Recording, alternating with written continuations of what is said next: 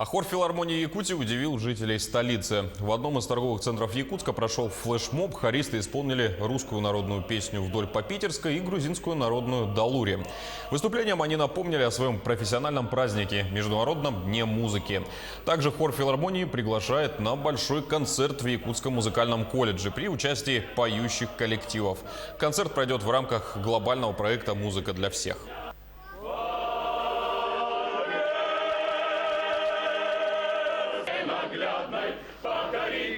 Я думаю, что, наверное, нет в жизни человека, который не любит музыку, потому что она включает разные жанры, и каждый человек все-таки себя, наверное, свою душу находит в определенном. Кто-то любит рок, кто-то любит классику, кто-то джаз любит. Все равно, наверное, найдется любой человек, который какое-то направление музыки любит. Из 100%, наверное, 99 точно поют.